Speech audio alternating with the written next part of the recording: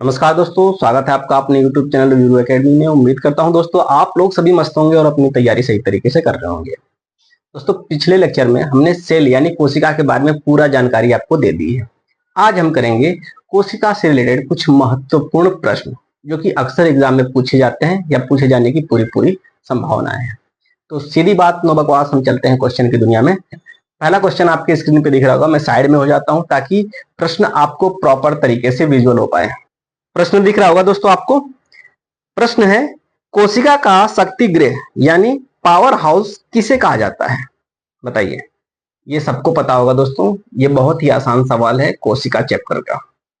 इसका सही जवाब हो जाएगा माइटोकॉन्ड्रिया। माइटोकॉन्ड्रिया में ऑक्सीजन और ग्लूकोज मिलकर के क्या बनाता है? फूड बनाता है।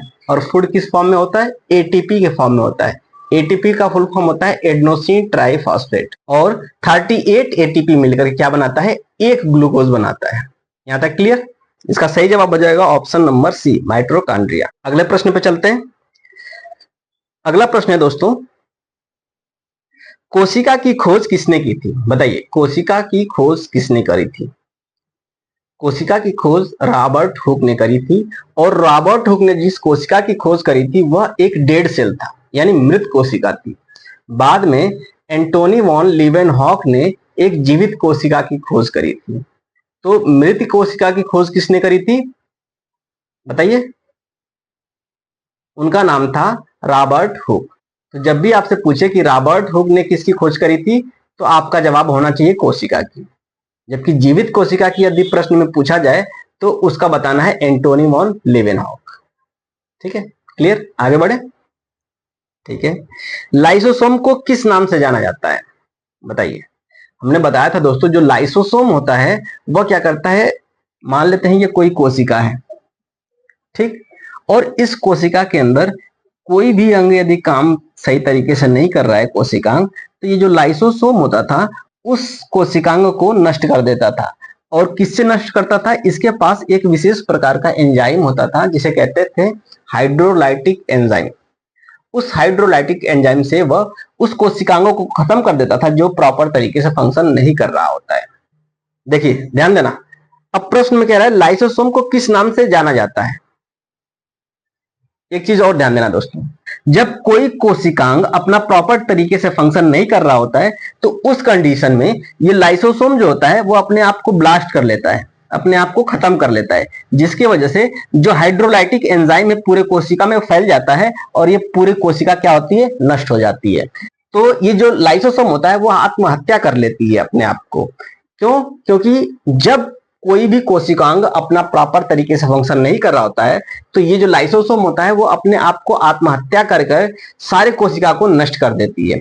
तो इसी वजह से जो लाइसोसोम होता है उसको आत्महत्या की थैली भी बोला जाता है। क्लियर हो गया? आगे बढ़े। अगला प्रश्न है दोस्तों, ये तो हो गया था ना कोशिका का शक्ति गृह, चलिए ये छोड़िए हटाइए। अगला प्रश्न है दोस्तों, रफ एंडोप्लाज्मिक रेटिकुलम पर राइबोसोम क्यों होते हैं? बताइए। जो रफ एंडोप्लाज्मिक रेटिकुलम होता है उस पर राइबोसोम क्यों होते हैं? आपको बता दूं दोस्तों, इसको मिटा दूं? ध्यान देना, मेरे बोर्ड पे ध्यान देना। उधर प्रश्न है उसको रहने दो, मैं इतने पे ही समझा दूंगा आपको। देखिए, जो रफ एंडोप्लाज्मिक रेटिकुलम होता है उस पर राइबोसोम होता है, लेकिन राइबोसोम क्यों होता है ये पूछा गया है। तो न्यूक्लियस जो होता है, नाभिक, नाभिक के अंदर न्यूक्लियोलस पाया जाता है। क्या पाया जाता है? न्यूक्लियोलस। न्यूक्लियोलस के अंदर क्या बनता है? राइबोसोम का निर्माण होता है। और ये जो न्यूक्लियस होता है ना, न्यूक्लियस के ऊपर ऐसे छोटे छोटे छिद्र होते हैं। जब ये न्यूक्लियोलस राइबोसोम का निर्माण करेगा तो मान लेते हैं इसको हम कवर कर देते हैं, यहां से हम कवर कर देते हैं। ये आधा हमने काटा है, आधा हमने नहीं काटा है। अब समझ में आ रहा होगा दोस्तों आपको। अब क्या होता है, अब यहाँ होल तो यहाँ भी रहेगा ना, ठीक, होल कर देते हैं। अब ये जो न्यूक्लियोलस होता है जब राइबोसोम का निर्माण करेगा तो राइबोसोम ऐसे ड्रॉप के फॉर्म में इस होल से बाहर निकलेंगे। दिखाई दे रहा है दोस्तों? इस होल से राइबोसोम क्या हो जाएंगे? बाहर निकल जाएंगे। और बाहर निकलने के बाद जो ये इंडोप्लाज्मिक रेटिकुलम होता है, इंडोप्लाज्मिक रेटिकुलम से आकर के चिपक जाते हैं। ये इंडोप्लाज्मिक रेटिकुलम है। इंडोप्लाज्मिक रेटिकुलम से आकर के चिपक जाते हैं। क्या करते हैं? चिपक जाते हैं। अब हम यहीं पे जान लेंगे कि इंडोप्लाज्मिक रेटिकुलम का भी क्या फंक्शन होता है। इससे पहले हम जान लेते हैं राइबोसोम का क्या फंक्शन होता है और राइबोसोम कहां पाया जाता है। अभी आपने देखा दोस्तों, ये जो राइबोसोम है न्यूक्लियोलस से निकलने के बाद कहां पहुंच रहा है? इंडोप्लाज्मिक रेटिकुलम के ऊपर चिपक जा रहा है। ये इंडोप्लाज्मिक रेटिकुलम के ऊपर क्या चिपकने की वजह से? राइबोसोम चिपकने की वजह से यह रफ हो जाता है। इस वजह से न्यूक्लियस के बाहर जो इंडोप्लाज्मिक रेटिकुलम होता है वह रफ हो जाता है। इस वजह से इसे रफ एंडोप्लाज्मिक रेटिकुलम कहा जाता है। और यह किसका काम करता है? प्रोटीन का फॉर्मेशन करता है, प्रोटीन का सिंथेसिस करता है। यानी रफ एंडोप्लाज्मिक रेटिकुलम के ऊपर जो छोटे छोटे ड्रॉपलेट्स होते हैं जिन्हें क्या कहा जाता है? राइबोसोम कहा जाता है। इसी राइबोसोम का काम होता है प्रोटीन का सिंथेसिस करना, प्रोटीन का निर्माण करना। और इसी के ऊपर जो एंडोप्लाज्मिक रेटिकुलम होता है जिसके ऊपर राइबोसोम नहीं पाए जाते हैं उनको क्या कहा जाता है? Smooth endoplasmic reticulum. क्या कहते हैं? Smooth endoplasmic reticulum. अब स्मूथ एंडोप्लाज्मिक रेटिकुलम का फंक्शन क्या होता है? स्मूथ एंडोप्लाज्मिक रेटिकुलम फैट का निर्माण करता है। किसका निर्माण करता है? फैट का। जबकि रफ एंडोप्लाज्मिक रेटिकुलम किसका निर्माण करता है? प्रोटीन का निर्माण करता है। ध्यान रखेंगे आप लोग। न्यूक्लियस के अंदर मौजूद न्यूक्लियोलस के अंदर से राइबोसोम निकलता है और न्यूक्लियस से निकलने के बाद एंडोप्लाज्मिक रेटिकुलम पे यह चिपक जाता है, जिसकी वजह से यह रफ हो जाता है। इस वजह से इसको रफ एंडोप्लाज्मिक रेटिकुलम कहते हैं। जबकि इसी के जस्ट ऊपर वाला जो एंडोप्लाज्मिक रेटिकुलम होता है वह सॉफ्ट होता है। इस वजह से उसे सॉफ्ट या स्मूथ एंडोप्लाज्मिक रेटिकुलम कहते हैं। यह कोशिका के अंदर एक स्केलेटन सिस्टम बनाने का भी कार्य करता है, जिसकी वजह से कोशिका को एक निश्चित शेप और निश्चित साइज प्रदान होती है। क्लियर हो गया? तो आपने देख लिया दोस्तों कि एंडोप्लाज्मिक रेटिकुलम क्या होता है और उसका फंक्शन क्या होता है। ठीक, तो प्रश्न पे आते हैं। Rough endoplasmic reticulum RER rough endoplasmic reticulum पर राइबोसोम क्यों होता है? जो राइबोसोम होता है दोस्तों यही तो प्रोटीन का सिंथेसिस करता है, प्रोटीन का निर्माण करता है। तो ऑप्शन हो जाएगा प्रोटीन सिंथेसिस के लिए ऑप्शन नंबर सी। क्लियर? आगे बढ़े, चलिए। कोशिका के किस भाग में एंजाइम से भरे वेसिकल्स होते हैं जो अपशिष्ट पदार्थों को पचाते हैं? बताइए। अपशिष्ट पदार्थों को पचाने का काम कौन करता है? पचाने का मतलब हटाना, यानी डाइजेशन का आपने नाम सुना होगा। डाइजेशन में क्या होता है? जब हम खाना खाते हैं तो खाना को बिल्कुल सड़ा देता है, सड़ा करके उसको डाइजेस्ट कर देता है, यानी खत्म कर देता है, उसके अंदर से पोषक तत्व निकाल लेता है और खाना आपको वेस्ट प्रोडक्ट के रूप में बाहर कर दिया जाता है। ठीक वैसे ही जब कोशिका के अंदर कोई कोशिकांग खराब हो जाता है तो उसको साफ सफाई करने का, पाचन करने का काम कौन करता है? लाइसोसोम करता है।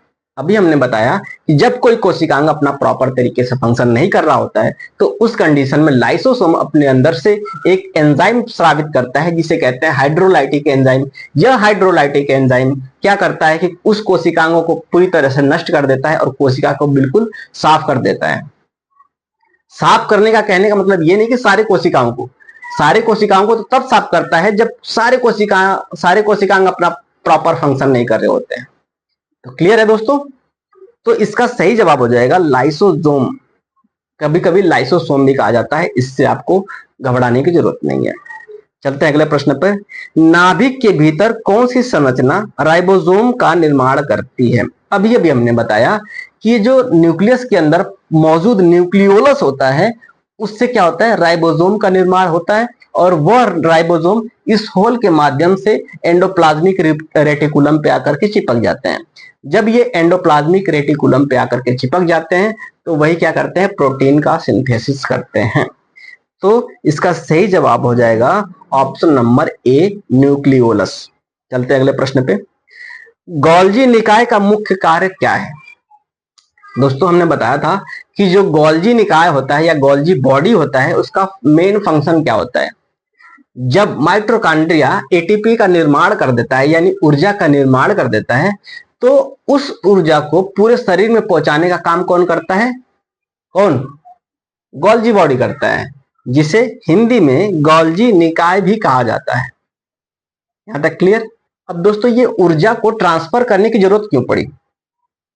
मान लेते हैं कि जब हम मजदूरी करते हैं तो उस समय हमारे हाथ और पैर को अधिक ऊर्जा की आवश्यकता होगी, तो बाकी जो रेस्ट कंडीशन में पड़े जो अंग हैं उनसे ऊर्जा को कहां भेजा जाएगा? हाथ और पैरों में भेजा जाता है। तो हाथ और पैरों में ऊर्जा भेजने का काम कौन करता है? गोल्जी बॉडी करता है या गोल्जी निकाय करता है। तो इसका सही जवाब हो जाएगा पदार्थों का पैकेजिंग और परिवहन। पदार्थों मतलब क्या? वही जो फूड का निर्माण हुआ है, भोजन का निर्माण हुआ है, भोजन में जो एनर्जी बनी है उसी एनर्जी को पूरे बॉडी में ट्रांसफर करने का काम कौन करता है? गोल्जी बॉडी करता है। तो इसका सही जवाब हो जाएगा ऑप्शन नंबर सी। चलते हैं अगले प्रश्न पे।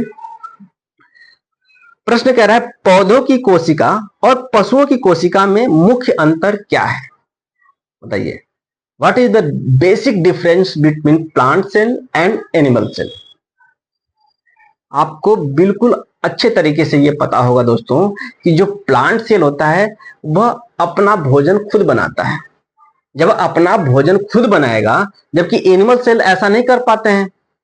उनको जिंदा रहने के लिए या ऊर्जा बनाने के लिए किसी दूसरे पे आश्रित रहना पड़ता हो, चाहे वो प्लांट हो या फिर एनिमल हो। लेकिन प्लांट सेल में ऐसा नहीं होता है। वह सूर्य के प्रकाश से फोटोसिंथेसिस यानी प्रकाश संश्लेषण की विधि द्वारा ही अपना भोजन बना लेते हैं। तो क्या चीज पाया जाता है जिसकी वजह से वो अपना भोजन बना पाते हैं? तो इसका सही जवाब हो जाएगा दोस्तों प्लास्टिड। प्लास्टिड के अंदर 3 और कोशिकांग पाए जाते हैं जिसको कहते हैं प्रोटोप्लास्ट, ल्यूकोप्लास्ट और क्रोमोप्लास्ट। जो भोजन बनाने का काम करता है वो करता है क्लोरोप्लास्ट। तो ऑप्शन हम देख लेते हैं। साइटोप्लाज्म की उपस्थिति, साइटोप्लाज्म तो दोनों में पाया जाता है, नहीं ये नहीं है। नाभिक की उपस्थिति, ये दोनों में पाया जाता है, ये भी नहीं होगा। कोशिका भित्ति की उपस्थिति, ओहो, डीएनए की उपस्थिति। दोस्तों ऑप्शन में जो ये कोशिका भित्ति की उपस्थिति है यही इसका सही जवाब हो जाएगा। यदि ऑप्शन में ये भी हो कि प्लास्टिड की उपस्थिति या क्लोरोप्लास्ट की उपस्थिति, तो ये भी इसका सही जवाब हो जाता है। क्यों? क्योंकि क्लोरोप्लास्ट या प्लास्टिड एनिमल सेल में नहीं पाए जाते हैं, वह सिर्फ और सिर्फ किस में पाए जाते हैं? प्लांट सेल में। ठीक वैसे ही सेल वॉल जो होता है यानी कोशिका भित्ति जो होती है वह किस में पाई जाती है? सिर्फ और सिर्फ एनिमल सेल में पाई जाती है। यहां तक क्लियर? आगे बढ़े। तो इसका सही जवाब हो जाएगा कोशिका भित्ति की उपस्थिति। चलते हैं अगले प्रश्न पे। अगला प्रश्न कह रहा है किस अंगक को कोशिका का कचरा निस्तारण केंद्र कहा जाता है? ये पिछला वाला प्रश्न है। कचरा निस्तारण या पाचन ये कौन करता है? लाइसोसोम ही करता है। तो इसका सही जवाब हो जाएगा ऑप्शन नंबर सी, लाइसोसोम। आगे बढ़ते हैं और चलते हैं अगले प्रश्न पे। अगला प्रश्न कह रहा है कोशिकाओं में जल का सबसे बड़ा भंडारण कहां होता है? यानी जल सबसे ज्यादा स्टोर कहां होता है सेल में? चाहे वो एनिमल सेल हो या चाहे प्लांट सेल हो, दोनों के जो वैक्यूल्स होता है उसके अंदर मौजूद होता है पानी और कुछ पोषक पदार्थ। तो पानी और पोषक पदार्थ स्टोर करने का काम कौन करता है? वैक्यूल्स करता है। अब बात करें एनिमल सेल में, तो एनिमल सेल में जो वैक्यूल्स होता है वो काफी छोटा होता है, क्योंकि जो पानी की रिक्वायरमेंट है वो हम डायरेक्ट ग्लास से पीकर भी पूरा कर लेते हैं, जबकि प्लांट सेल में ऐसा नहीं होता है। जो प्लांट सेल होते हैं वो जड़ों के माध्यम से पानी को स्टोर करके अपने वैक्यूल्स में रखते हैं, ताकि कभी भी पानी की जरूरत पड़े तो हम उस वैक्यूल्स में मौजूद पानी का इस्तेमाल कर सकें। क्लियर है? तो इसका सही जवाब हो जाएगा ऑप्शन नंबर सी, वैक्यूल। ठीक है दोस्तों, आगे बढ़े।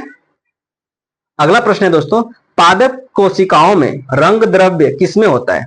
बताइए। रंग द्रव्य जो होता है दोस्तों वह क्लोरोप्लास्ट में पाया जाता है। तो इसका सही जवाब हो जाएगा ऑप्शन नंबर सी। चलते हैं अगले प्रश्न पे। कोशिका के कौन से अंगक, अंगक कहने का मतलब कोशिकांग, ठीक है, अंगक में लिपिड और स्टेरॉइड संश्लेषण होता है? बताइए। यानी कोशिका की किस कोशिकांग में स्टेरॉइड या लिपिड का निर्माण होता है, या सिंथेसिस होता है? बताइए।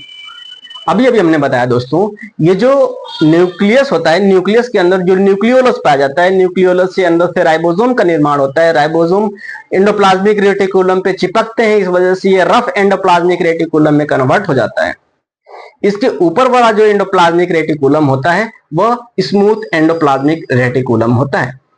स्मूथ एंडोप्लाज्मिक रेटिकुलम क्या करता है कि फैट यानी लिपिड का निर्माण करता है। तो इसका सही जवाब हो जाएगा स्मूथ एंडोप्लाज्मिक रेटिकुलम।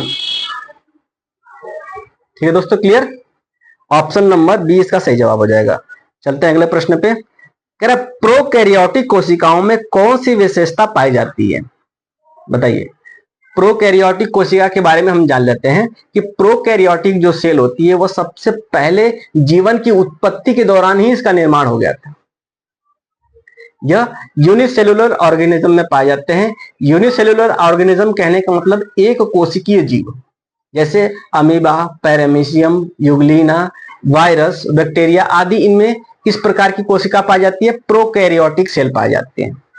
इनमें सिलिया, फ्लैजेल्ला पाया जाता है, सेल मेम्ब्रेन भी पाया जाता है, साइटोप्लाज्म भी पाया जाता है, और यह एक अविकसित कोशिका होती है। इसमें न्यूक्लियस नहीं पाया जाता है। न्यूक्लियस के अंदर जो मौजूद डीएनए मटेरियल होता है वह चारों तरफ ऐसे ही साइटोप्लाज्म में तैरते रहते हैं। तो अब ऑप्शन पे चलते हैं। ऑप्शन कह रहा है सुव्यवस्थित नाभिक।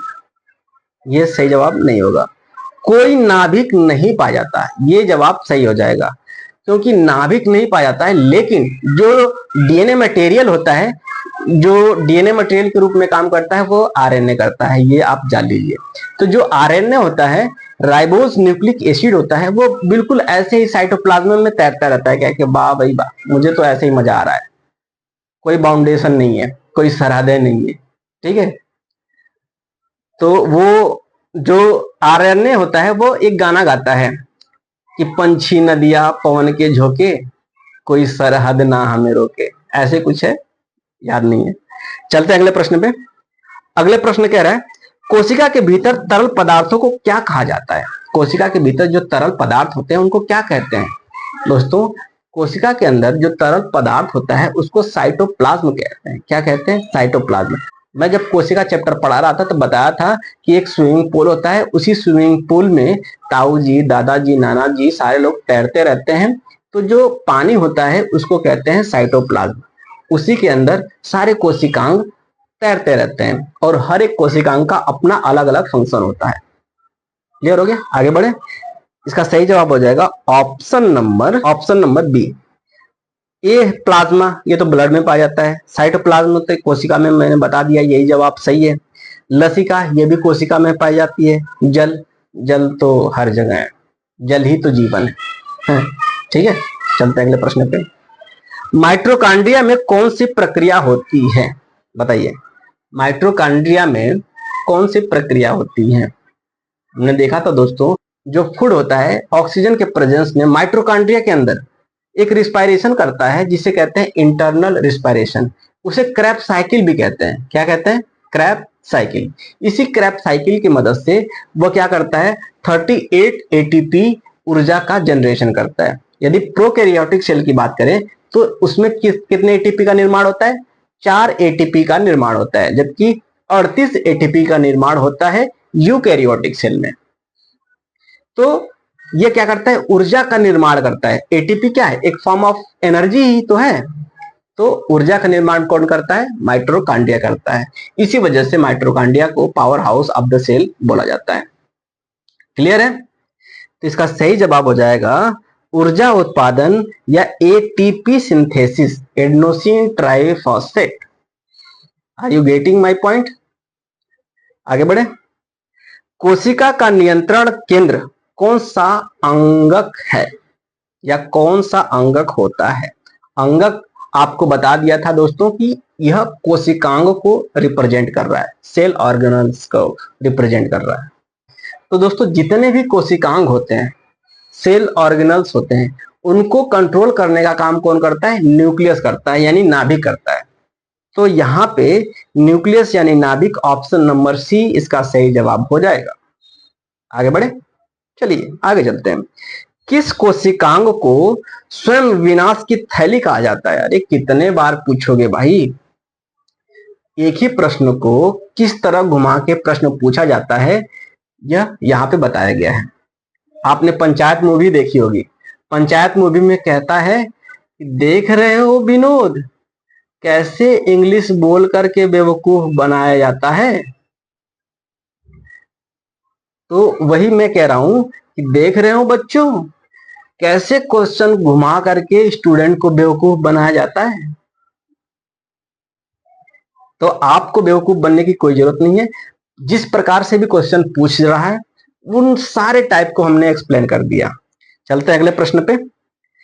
कोशिका सिद्धांत सेल थ्योरी किसने दिया था? बताइए।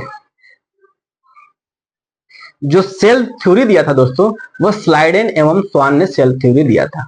तो कोशिका सिद्धांत किसने दिया था? स्लाइडेन एवं स्वान ने। मेल्डन ने जेनेटिक्स का नियम दिया था। रॉबर्ट हुक ने कोशिका की खोज करी थी। ठीक है, चलते हैं अगले प्रश्न पे। अगला प्रश्न है दोस्तों, डीएनए किस अंगक में पाया जाता है? डीएनए जो होता है वह किस अंगक में पाया जाता है? अंगक कहने का अर्थ यह हुआ किस कोशिकांग में डीएनए पाया जाता है। तो डीएनए कहां पाया जाएगा? न्यूक्लियस में पाया जाएगा। ठीक है, तो इसका सही जवाब हो जाएगा ऑप्शन नंबर सी, नाभिक। चलते हैं अगले प्रश्न पे। अगले कोशिका में कौन सा अंगक अनुपस्थित होता है? हमने पहले ही बता दिया था दोस्तों, जो प्रोकैरियोटिक सेल होता है उसके अंदर न्यूक्लियस नहीं पाया जाता है, माइट्रोकांड्रिया भी नहीं पाया जाता है। यदि न्यूक्लियस और माइट्रोकांड्रिया में कोई ऑप्शन में हो तो उसको हम सही कर देंगे। क्या है? साइटोप्लाज्म पाया जाता है, न्यूक्लियस, ये तो सही जवाब है। चलिए आगे देख लेते हैं। राइबोसोम पाया जाता है, कोशिका झिल्ली पाया जाता है। तो इसका सही जवाब हो जाएगा ऑप्शन नंबर बी, न्यूक्लियस। अगले प्रश्न पे चलते हैं। पशु कोशिका यानी एनिमल सेल में कौन सा अंगक यानी कोशिकांग अनुपस्थित होता है जो पौधों में होता है? बताइए। देखिए, सबसे बड़ी बात, आपको प्लांट सेल और एनिमल सेल में डिफरेंस पढ़ लेना है, वहीं से आपको क्वेश्चन पूछे जाएंगे। अब प्लांट सेल में क्या पाया जाता है? प्लांट सेल के अंदर सेल वॉल पाया जाएगा, प्लास्टिड पाया जाएगा। ठीक है, ये ऐसे चीज है जो एनिमल सेल में नहीं पाए जाएंगे। वैक्यूल्स बड़ा होगा, एनिमल सेल में वैक्यूल्स छोटा होगा।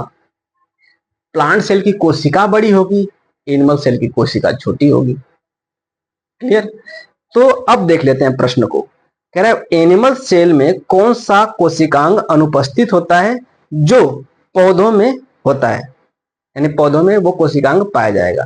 तो बताइए वो कौन सी है? माइट्रोकांड्रिया दोनों में पाया जाएगा। ठीक है, क्लोरोप्लास्ट, क्लोरोप्लास्ट पकड़ लिया आपने। क्लोरोप्लास्ट जो कि भोजन का सिंथेसिस करता है प्रकाश संश्लेषण के द्वारा, तो क्लोरोप्लास्ट सिर्फ और सिर्फ एनिमल सेल में पाया जाएगा। प्लांट सेल में क्लोरोप्लास्ट पाया जाता है।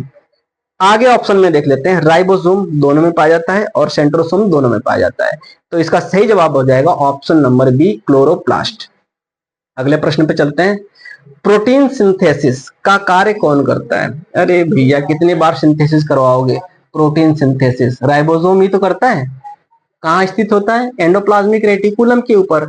यदि बात करें किस एंडोप्लाज्मिक रेटिकुलम के ऊपर, सॉफ्ट यानी स्मूथ या रफ एंडोप्लाज्मिक, तो रफ एंडोप्लाज्मिक रेटिकुलम के ऊपर राइबोसोम पाया जाता है और वो क्या करता है? प्रोटीन का सिंथेसिस करता है। इसका सही जवाब हो जाएगा ऑप्शन नंबर बी। तो दोस्तों आज के लिए बस इतना ही। मिलेंगे कल एक नए टॉपिक के साथ, तब तक के लिए जय हिंद।